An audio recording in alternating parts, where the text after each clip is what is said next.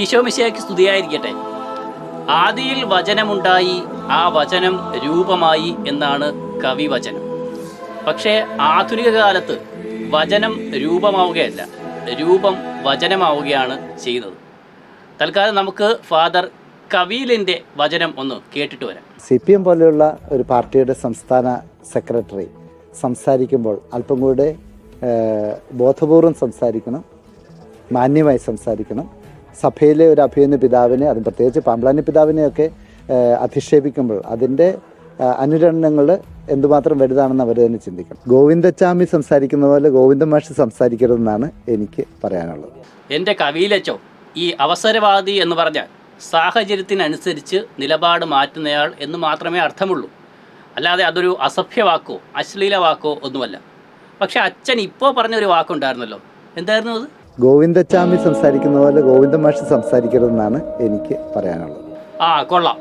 അപ്പം ഇനി അച്ഛൻ പറഞ്ഞു തുടങ്ങി എന്തായിരുന്നു? സംസാരിക്കുമ്പോൾ അല്പം കൂടെ മാന്യമായി സംസാരിക്കണം.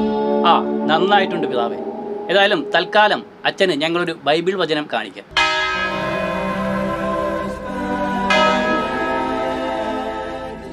അപ്പോഴേ അച്ചോ, തൽക്കാലം നമുക്ക് ഈ പാമ്പ്ളാനി പിതാവിൻ്റെ ചില പഴയ വചനങ്ങളും പുതിയ വചനങ്ങളും ഒന്ന് കണ്ടിട്ട് വരാം. ഞങ്ങൾ നിങ്ങളെ വോട്ട് ചെയ്ത് ജയിപ്പിക്കാം. നിങ്ങൾ റബ്ബറിന്റെ വില 300 രൂപയായി പ്രഖ്യാപിച്ച് ആ റബ്ബർ കർഷകനിൽ നിന്ന് എടുക്കുക. നിങ്ങൾക്ക് ഒരു MP-യും ഇല്ല എന്നുള്ള വിഷമം ഈ കുടിയേറ്റ ജനത മാറ്റിത്തരാം. പ്രധാനമന്ത്രി വിവേചനമില്ല എന്ന് പറഞ്ഞതിൽ വിവേചനം ഇല്ലാതാകുന്നില്ലല്ലോ. വിവേചനമില്ല എന്ന് രാജ്യത്തെ പൗരന്മാരെ അദ്ദേഹം ബോധ്യപ്പെടുത്തേണ്ടത് ഇത്തരം സന്ദർഭങ്ങൾ ഉണർന്നു പ്രവർത്തിച്ചുകൊണ്ടാണ്. അമേരിക്കയിൽ പോയി പറഞ്ഞ ആ കാര്യം, രാജ്യത്ത് വിവേചനമില്ല എന്നുള്ളത് പീഡനം അനുഭവിക്കുന്ന ക്രൈസ്തവൻ്റെ മുഖത്ത് നോക്കി പറയാൻ, മണിപ്പൂരിലെ ക്രൈസ്തവരുടെ മുഖത്ത് നോക്കി പറയാൻ പ്രധാനമന്ത്രിക്ക് കഴിയുന്നതെന്നാണോ അന്ന് മാത്രമേ ആ പ്രസ്താവനയ്ക്ക് അർത്ഥമുണ്ടാവൂ. ഈ കണ്ണൂർ നഗരത്തിൽ നാം നടത്തിയതുപോലെ ഒരു പരിഹാര പ്രദക്ഷിണം നടത്താൻ അനുവാദമില്ലാത്ത എത്രയോ നഗരങ്ങള് ഈ ഭാരത മണ്ണിലുണ്ട് എന്ന് നാം തിരിച്ചറിയുന്നു. ഇവിടുത്തെ എല്ലാ മതേതര വിശ്വാസികളും രാഷ്ട്രീയ പ്രസ്ഥാനങ്ങളും ഒരു മനസ്സോടെ നിന്നുകൊണ്ട് ഭാരതത്തിന്റെ മതേതരത്വത്തിനേറ്റ ഈ വലിയ കളങ്കത്തെ, ഈ മുറിവിനെ പരിഹരിക്കാൻ സംയുക്തമായ പരിശ്രമങ്ങൾ നടത്തേണ്ട സമയമാണത്.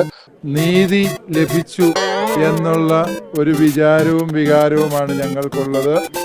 ഇതിനുവേണ്ടി ആത്മാർത്ഥമായ ഇടപെടൽ കേന്ദ്ര സർക്കാരിന്റെ ഭാഗത്തു നിന്നുണ്ടായിട്ടുണ്ട് എന്ന് ഞങ്ങൾ ഉറച്ചു വിശ്വസിക്കുന്നു. കേന്ദ്ര ആഭ്യന്തരമന്ത്രി പറഞ്ഞ വാക്ക് പാലിച്ചു എന്നുള്ളതിൽ ഞങ്ങൾക്ക് സന്തോഷമുണ്ട്. അപ്പോൾ അമിത്ഷായെയും മോദിയെയും ഈ രാജ്യത്തെ സംഘപരിവാറിലെ ഉള്ള സകല ആൾക്കാരെയും പുകഴ്ത്തിക്കൊണ്ട് നടന്ന അച്ഛന്മാരെ, ഈ പാമ്പ്ളാനി അവസരവാദിയാണെന്നുള്ള കാര്യത്തിൽ നിങ്ങൾക്കിനി സംശയമൊന്നുമില്ലല്ലോ. ഇനി സംശയം ഉണ്ടെങ്കിൽ ഒരു ബൈബിൾ വചനം കൂടി.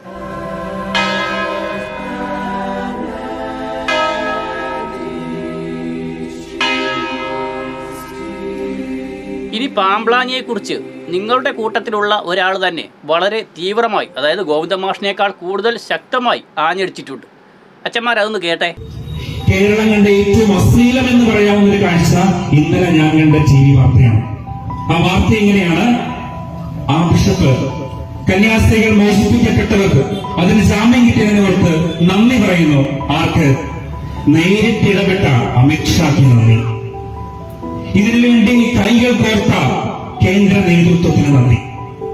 സ്നേഹമുള്ളവരെ, കേരളത്തിൽ അങ്ങോളം ഇങ്ങോളം മതമോ ജാതിയോ പാർട്ടിയോ നോക്കാതെ എത്ര മനുഷ്യർ ഈ വിഷയത്തിന് വേണ്ടി അണിനിരുന്നു. വേണ്ട, അവർക്കൊരു വാക്ക് നന്ദി പറയണ്ട. പക്ഷെ ഈ ഒരു വാക്ക് അവിടെ പറയാതിരിക്കാമായിരുന്നു. ഈ ഒരു വാക്ക് അവിടെ പറയാതിരിക്കാമായിരുന്നു. ഒരുപക്ഷെ കേരളം കണ്ട ഒരു രാഷ്ട്രീയ അശ്ലീലം എന്ന് വേണമെങ്കിൽ പറയാം. അപ്പൊ ശരിക്ക് കേട്ടല്ലോ, ഈ ഇടയൻ പറഞ്ഞതിൽ മാന്യതയും മര്യാദയും ദൈവനിഷേധവും ഒന്നും ഇല്ലല്ലോ. അച്ഛന്മാർക്ക് ആർക്കും ഒരു പരാതിയില്ലല്ലോ. ഗോവിന്ദ മാഷ് പറഞ്ഞതിൽ മാത്രമല്ലേ ഉള്ളൂ ഈ പരാതി. ശരി, അപ്പോൾ സ്തോത്രം അച്ചോ. ഒരു ദൈവവചനം കൂടി.